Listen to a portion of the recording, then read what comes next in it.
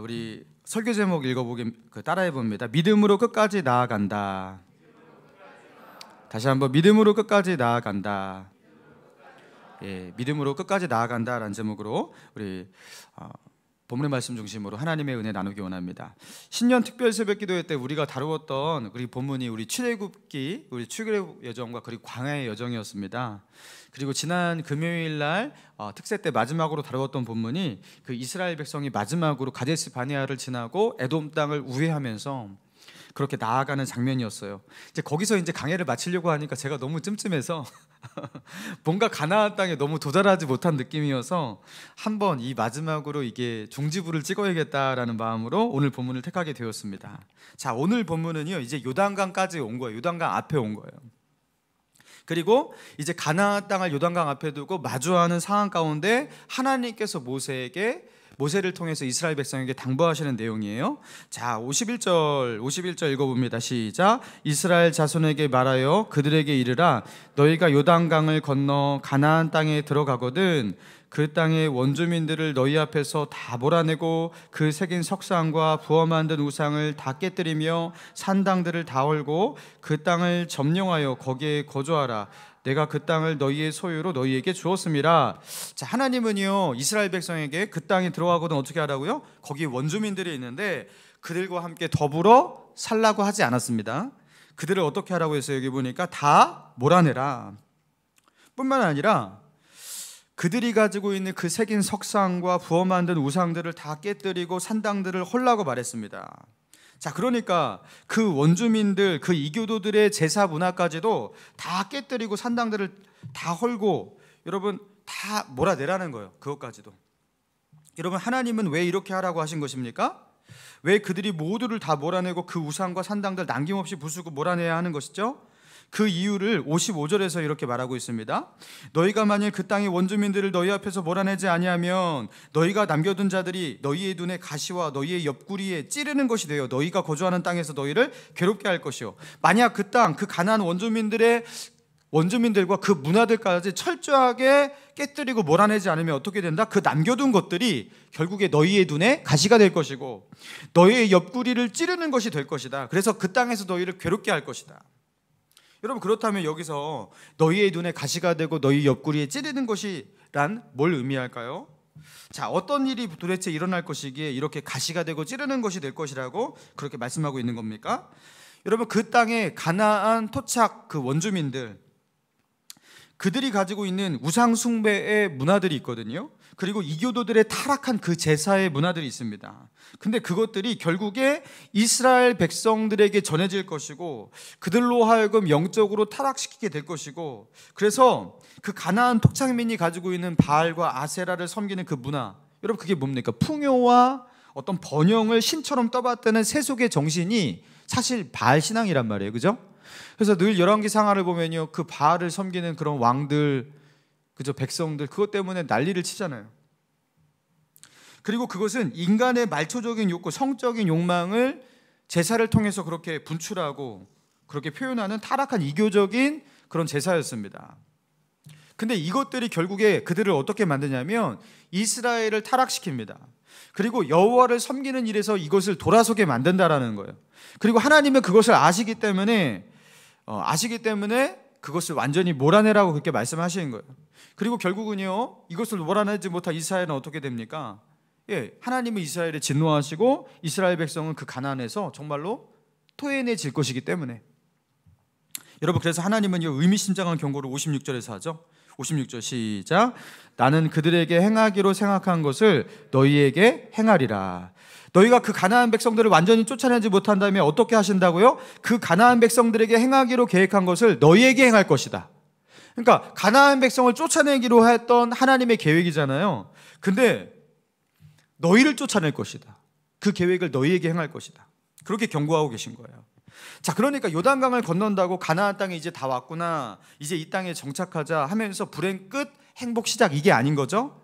그게 끝이 아닌 거예요. 가나안 칠족속과의 전쟁이 이제 시작이 되는데, 여러분 이 전쟁을 하고서 그들보다 전쟁 가운데서 우위에 서고 이기기만 하면 되는 전쟁이 아니었어요. 그리고 그들이 전쟁에서 그들이 차지하고 있는 가나안 토착민들을 어느 정도 이렇게 쫓아내고 자신의 땅을 자신들이 필요한 만큼만 그렇게 차지하면 끝나는 전쟁이 아니었어요. 이제 이 정도면 우리의 필요는 다 채워졌다, 충분하다, 끝내자, 이런 전쟁이 아니란 말이에요. 그리고 그들과의 전쟁에서 이기고 그들을 자신들의 노예를 삼고 우리에게 조공을 바쳐 우리를 섬겨 하면서 주종관계를 맺고 그 정도의 어떤 협약을 하고, 그죠?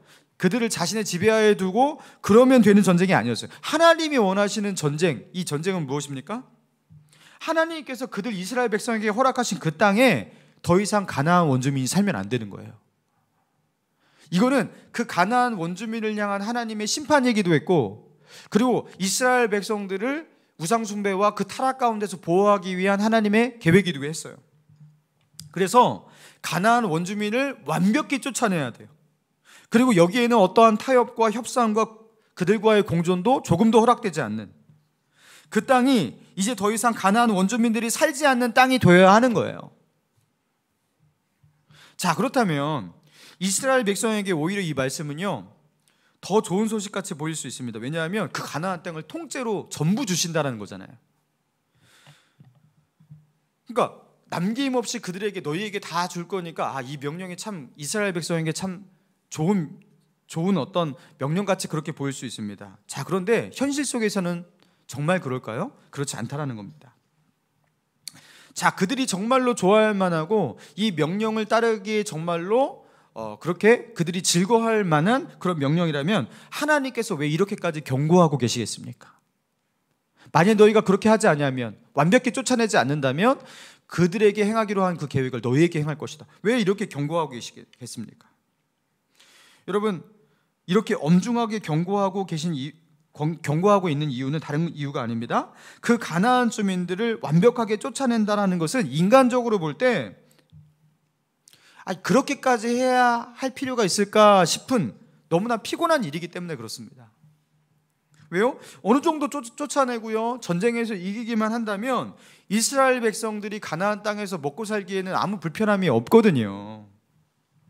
자신들이 필요한 만큼 땅을 차지하고 오히려 그 원주민들을 적당히 남겨두어서 자신들의 노예로 삼는다든가, 그렇죠? 부려먹는다든가 그렇게 하는 것도 크게 나쁘지 않아 보이거든요.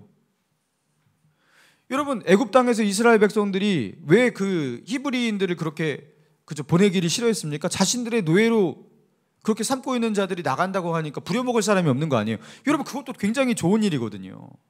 자신들의 노예로 삼고. 그리고 그들을 그 땅에서 완벽하게 쫓아내는 그 전쟁을 하기 위해서 여러분, 그거를 다 그냥 모든 곳에서 다 쫓아내려면 여러분 시간도 너무나 오래 걸립니다. 그리고 그 전쟁을 끝까지 하기 위한 어떤 수고와 희생도 많이 따르게 됩니다. 그래서 실제로 이스라엘 백성은 나중에 어떻게 됩니까? 이 전쟁을 끝까지 수행하지 않아요.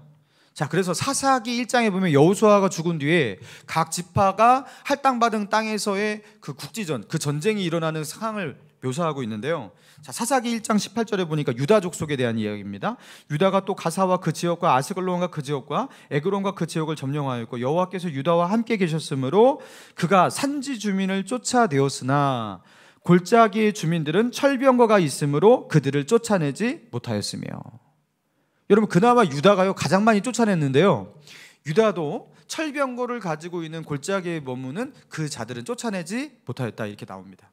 자, 그리고 므낫세입니다. 므낫세는 벳사함과 그 딸린 마을들과 주민과 다하나과 그 딸린 마을들과 주민들과 그 딸린 마을들과 주민들과 등등을 쫓아내었으나 무깃도와 그에 딸린 마을들과 주민들은 쫓아내지 못하며 가나안 족속이 결심하고 그 땅에 거주하였더니. 므낫세도 쫓아내지 못했어요.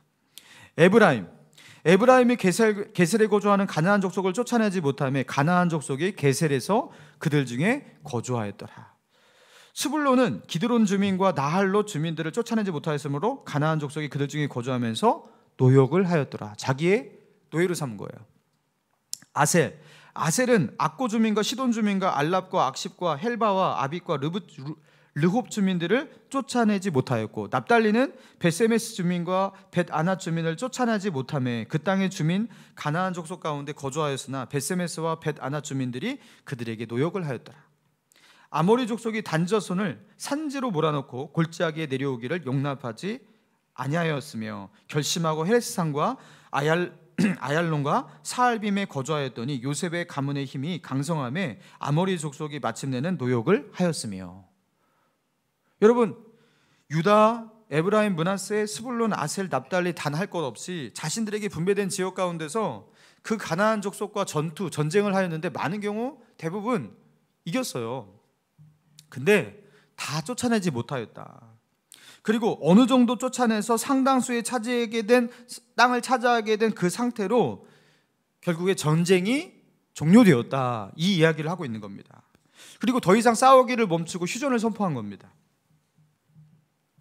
여러분, 이렇게 사사기 1장에서 전쟁 가운데서 이제 전쟁을 종료시켜버리고 멈춰버린 이스라엘 향해서 사사기 2장에 보면요, 여호와의 사자가 올라와서 그들에게 이렇게 말합니다. 너희는 이 땅 주민과 언약을 맺지 말며 그들의 제단을 헐라하였거늘 너희가 내 목소리를 듣지 아니하였으니 어찌 그리하였느냐. 그러므로 내가 또 말하기를 내가 그들을 너희 앞에서 쫓아내지 아니하리니 그들이 너희 옆구리에 가시가 될 것이며 그들의 신이 너희에게 올무가 되리라 하였노라. 너희가 그들을 쫓아내지 아니하였기 때문에 나도 그들을 쫓아내지 않을 것이다. 그리고 그들은 너희 옆구리에 눈에 가시가 될 것이고 너희 옆구리에 찌르는 것이 될 것이고 그들이 섬기는 신은 너희에게 올무가 될 것이다, 이렇게 말해요. 여러분, 무섭죠? 이제 하나님의 뜻이 바뀐 거예요. 그들을 다 쫓아내는 것이 하나님의 계획이었는데 이제 하나님께서 계획을 수정하셨어요. 너희가 순종하지 않았기 때문에 나도 계획을 바꿀 것이다.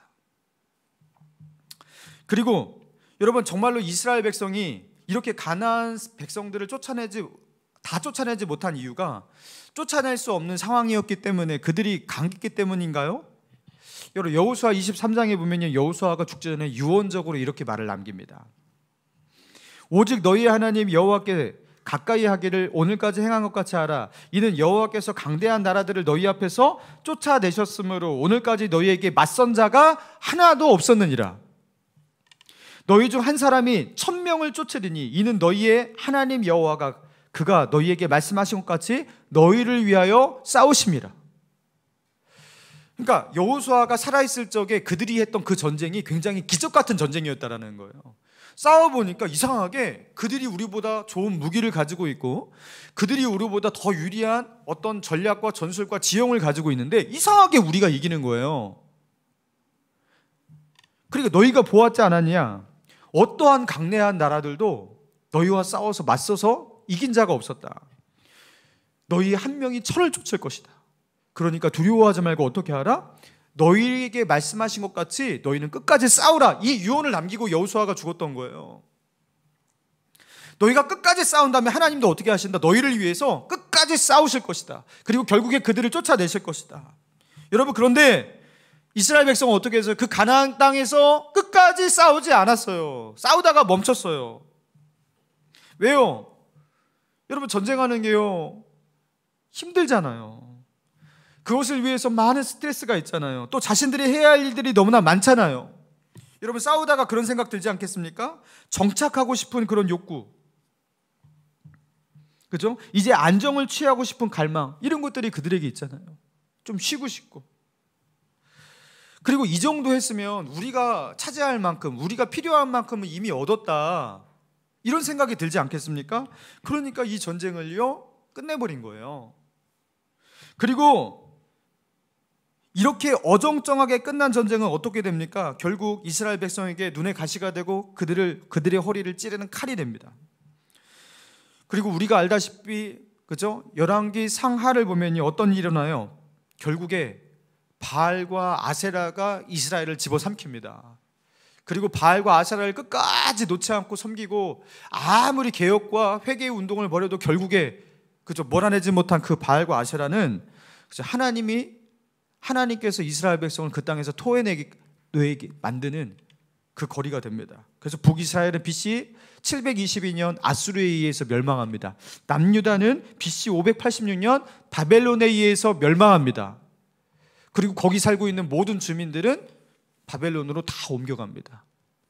하나님께서 그들을 쫓아내셨어요, 이번에는. 그러니까 하나님의 말씀 그대로 된 거예요. 너희가 쫓아내지 않으면 내가 너희를 쫓아낼 것이다. 이스라엘 백성은요, 광야에서 구름이 회막에 있을 때 어떻게 했어요? 기다려야 돼. 믿음으로 기다려야 돼. 구름이 회막에서 떠오를 때 그들은 나아가야 돼요. 여러분, 이런 멈춤과 나아감, 기다림과 나아감, 여러분 이런 순종의 훈련을 했단 말이에요. 근데 하나님의 구름이 회막에 떠올라서 멈추라는 신호를 하지 않았어요. 계속 나아가라고 말씀하고 있는데 나아가다가 너무나 피곤합니다. 나아가는데 너무나 힘듭니다. 여러분 그런 경우가 있을 거 아니에요, 그죠? 근데 나아가라고 하는데 나아가지 않고 멈추면 안 되는 거죠. 여러분 그때는요, 무리해서라도 떨리는 다리를 붙들고서라도 나아가야 합니다. 그러면 그 전쟁에서 이깁니다. 여러분 이스라엘과 가나안과의 전쟁이 바로 그런 것이었어요. 하나님이 됐다고 충분하다고 하실 때까지, 가나안 토착민들을 완전히 내보낼 때까지 여러분 그 일을 멈추면 안 되는 것이었어요. 여러분 그런데 각 지파마다 여기는 철병거를 가지고 있어서 멈추고, 저기는 산지 유리한 지형에서 요새를 만들고 있어서 안 되고, 또 어떤 곳에서는 그들을 다 쫓아내지 않았지만 그들을 복종시켜서 우리의 노예로 만들었으니 쫓아낸 것이나 다름없다고 그렇게 해서 쫓아내지 않고, 이런저런 이유를 들면서 이 전쟁을 더 이상 하지 않고 멈췄습니다. 여러분 하나님의 명령을 따라 전쟁을 시작했단 말이에요. 그렇지만 끝까지 전쟁하지 않았다는 거예요. 여러분 끝까지 나아가지 않았습니다. 여러분 하나님은요, 이 본문의 말씀을 통해서 우리에게 무엇을 깨닫게 하시는 것입니까? 무엇을 말씀하고 있는 겁니까? 우리가 믿음으로 나아가야 할 때 이 정도면 되었다. 내가 생각하는 기준이 그 기준으로 설정되면 안 된다라는 거예요. 여러분 영적 전쟁을 할 때, 믿음의 싸움을 할 때 그 기준은 무엇입니까? 하나님이 끝났다고, 하나님이 되었다고 할 때까지, 거기까지가 기준이에요. 하나님의 기준까지 해야 되는 거예요. 싸워야 되는 거예요. 내가 살만한 땅을 확보했다. 여러분 하나님은요, 너희가 살만한 땅을 주시려고 그 전쟁을 하는 게 아니에요. 여러분 이건 영적 전쟁이란 말이에요, 그죠? 하나님의 기준까지 가야 되는 거예요. 하나님이 충분하시다고 할 때까지 끝까지 나아가야 하는 거예요. 여러분 우리는 많은 경우 영적인 싸움을 싸울 때 이 하나님의 기준까지 싸우지 않고요, 자신이 생각하는 그 기준으로 만족할 때가 참 많습니다. 하나님께서 하지 말라고 금하셨어요. 근데 예전엔 제가 이걸 정말 많이 했는데 이제는 주님의 명령이 그러하니까 그 정도까지는 하지 않습니다. 많이 발전했습니다. 여기서 멈춰요. 예전보다 나아졌다라는 거예요. 예전에는 이것에 푹 빠져 살았는데 그 정도까지는 아니고 이제는 조금만 하고 있습니다. 그러니까 많이 발전했습니다. 그러니까 예전보다 낫습니다. 그러니까 보통 그 기준이라는 것이 영적인 싸움, 믿음의 싸움의 기준이 무엇이냐면 자기가 설정한 자기 만족 기준인 거예요. 나는 이 정도까지 하면 돼. 여러분 이래서 안 되는 겁니다. 여러분 기도를 하는데 기도에 꼭 그 하이라이트를 경험하지 못하고 기도를 끝내시는 분들의 특징이 뭐냐면, 기도를 언제까지 하냐면 자기 만족 수준까지 기도를 하시는 거예요. 그러니까 딱 내가 생각하기에 이 정도까지만 기도하면 난 괜찮은 기도라고 생각해. 여기까지 기도하는 거예요. 여러분 기도는 영적인 전쟁이에요. 하나님이 설정하신 그 기준까지 가야 되는 거예요. 하나님이 승리하셨다고 할 때까지, 나를 밀어서 이제 세상으로 나가라 하실 때까지, 여러분 그러면 승리하는 겁니다. 우리는 하나님이 원하시는 수준까지, 거기까지 가려고 하지 않고요, 조금 남겨둡니다. 결국 그 남겨둔 것 때문에 어떻게 됩니까? 죄를 끊지 못합니다. 그 작은 남겨둔 불순종 때문에 결국 그것이 올무가 되어서 나를 잡아 끕니다. 그리고 그것 때문에 결국에 나는 하나님의 역사를 보지를 못해요. 여러분 그런 경우가 많다라는 거죠. 제가 초등학교 때 이렇게 가끔 이제 부모님이 이제 그 당시에 뭐 가게에서 일하신다든가 행상을 하신다든가 그랬었어요. 저녁 늦게 들어오실 때가 많았습니다. 제가 그런 부모님을 좀 도와드리고 싶은 마음에 이게 이제 어머니 아버지가 집에 오시기 전에 집안 청소를 이렇게 나름대로 깨끗이 해놓고 그렇게 기다리곤 했어요. 그래서 어머니가 이렇게 들어오시는 타이밍이에요. 이제 집안 청소를 다 해놨으니까 칭찬을 받아야 될 타이밍이잖아요. 그러면서 자 이제 칭찬을 받을 때가 됐어 하고 딱 얼굴을 바라보는데 어머니가 아무 말을 안 하는 거예요. 그래서 제가 이제 아무 말씀도 안 하니까 제가 어떻게 합니까? 엄마 제가 청소를 다 해놨는데요? 이렇게 말을 하는 거예요. 이제 칭찬을 해달라는 거죠. 근데 아주 뜰뜨름한 표정으로 아이고 네가 청소를 했구나 하고 말씀하시는 거 끝나는 거예요. 그래서 아니 청소를 아이고 네가 청소를 했구나 이게 끝나면 안 되는 건데, 그래서 제가 아니 청소를 제가 열심히 했는데 이렇게 다시 한번 이렇게 물어보면은 어머니가 왜 그렇게 말씀하시나 이렇게 물어보면은 어머니 하시는 말씀이 대성아 네가 청소하면 내가 청소를 다시 해야 한다 그러시는 거예요. 제가 이제 성격이 어머니가 오기 전에 한 20분 전에 막 갑자기 이렇게 그죠?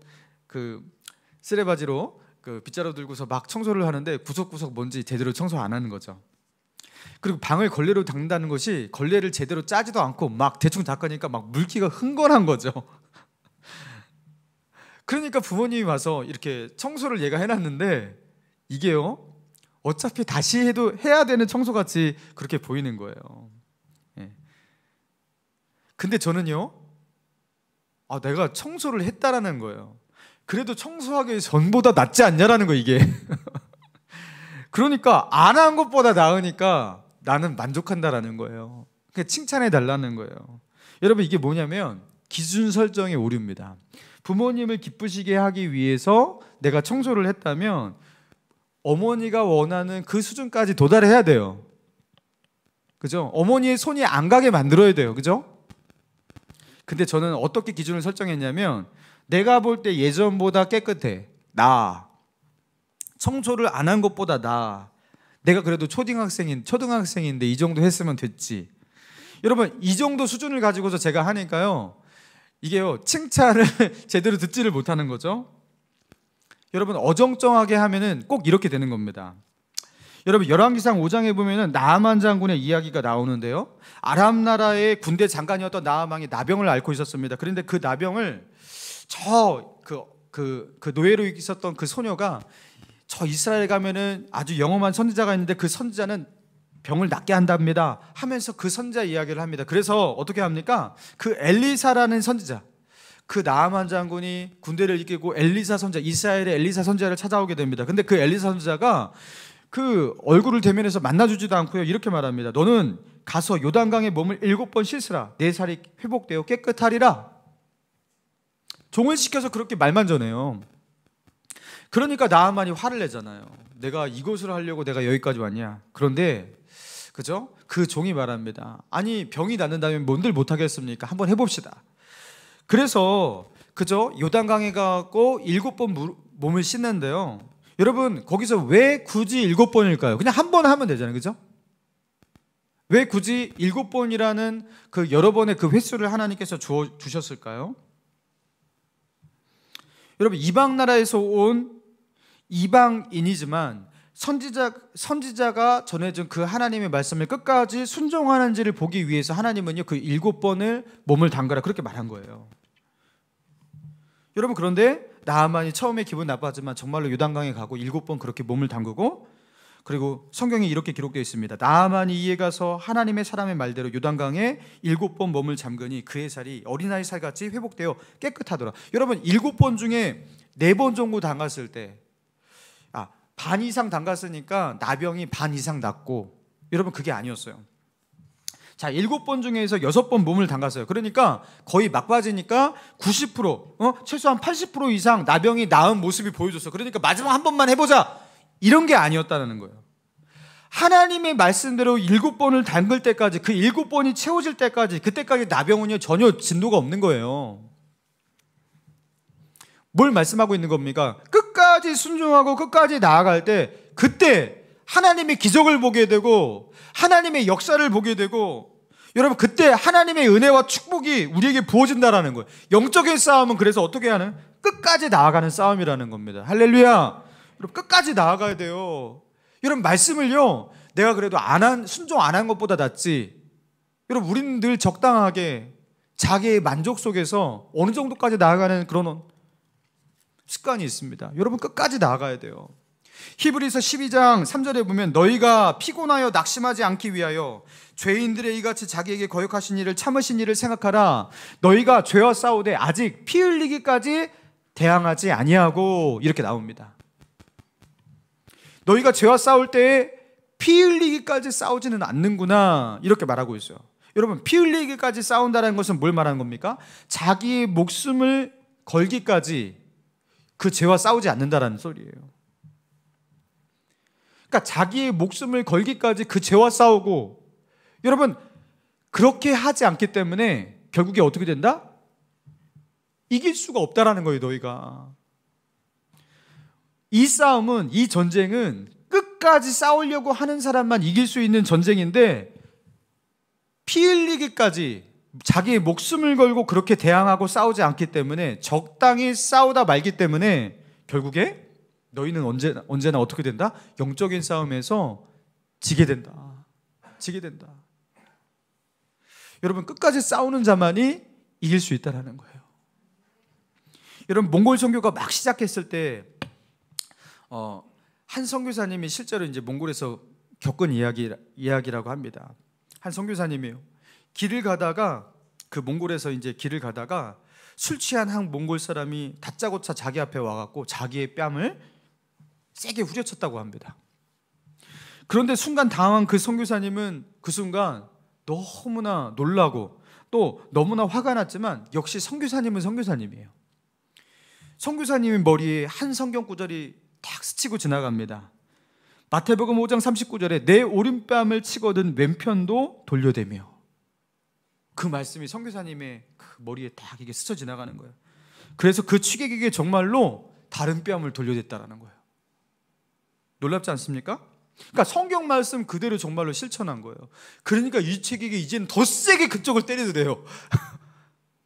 그래서 선교사님이 어떻게 했는지 아십니까? 너무나 화가 나갖고 반격의 주먹을 날렸다고 합니다.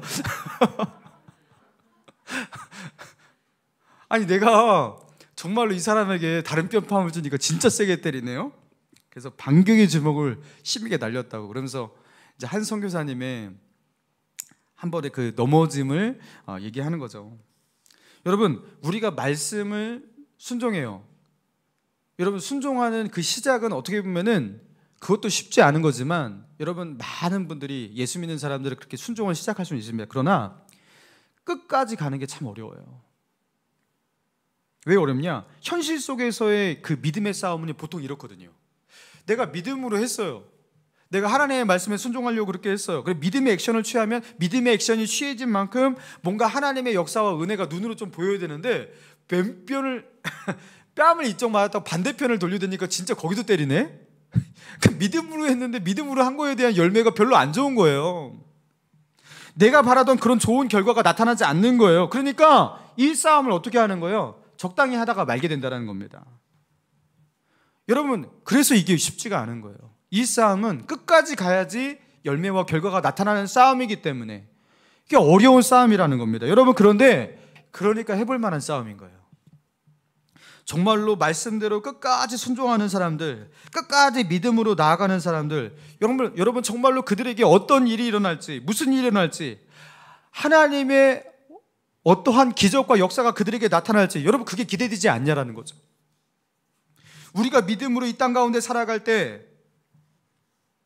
끝까지 그렇게 살아갈 때 하나님께서 우리의 삶 가운데서 어떻게 역사하실지, 나의 삶을 통해서, 나의 인생을 통해서 하나님께서 이 땅 가운데 어떻게 자신의 살아계심을 내보이실지, 역사하실지, 여러분, 그게 얼마나 기대가 됩니까? 여러분, 다니엘이 바벨론에서 믿음으로 살아갈 때, 사자굴에 들어가기까지 그렇게 믿음으로 살아갈 때 그가 어떻게 되었습니까? 느부갈네살 앞에 근신상에 절하지 않는다고 풀무불을 달구면서 지금이라도 절하라고 협박하고 있는 그 느부갈네살 앞에 사드락과 메삭과 아벳느고가 금신상에게 끝까지 절하지 않고 결국 풀무에 들어갔을 때, 여러분, 그들이 어떻게 되었습니까? 다윗과 요셉이 여러분 그렇게 궁지에 내몰리고 그저 삶의 밑바닥 가운데 있을 때, 그들이 그 속에서 하나님을 의지하고 믿음으로 철저하게 끝까지 살아갈 때, 여러분, 그들이 결국에 어떠한 열매를 맺게 되었습니까? 자, 그렇다면 이제 우리가 이 땅 가운데서 끝까지 믿음으로 나아갈 때 우리의 삶에 어떠한 일이 있을까요? 하나님께서 우리의 삶을 통해서 어떠한 일을 펼치실까요? 여러분, 그게 기대되지 않습니까? 여러분, 성경에 나와 있는 이 역사는요, 우리가 보고 감상하라는 이야기가 아니라, 이렇듯이, 이렇게 하나님이 역사하신 하나님은 우리의 삶 가운데도 동일하게 똑같은 하나님이라고, 다윗이 섬겼던 하나님은 바로 너의 하나님이라고. 이때 역사하셨던 하나님은, 골리앗을 무너뜨린 하나님은 너의 골리앗도 똑같이 무너뜨릴 하나님이라고. 여러분, 하나님은 그렇게 말씀하신 줄 믿습니다. 여러분, 얼마나 기대가 돼요. 얼마나 기대가 돼요. 문제는 내가 끝까지 나아가지 않은 것이었구나. 사랑하는 성도 여러분, 우리 목감신일교회가 그런 교회가 되길 원합니다. 성도들의 삶 가운데서 그 하나님의 살아계심의 간증이 넘쳐나는 그런 교회.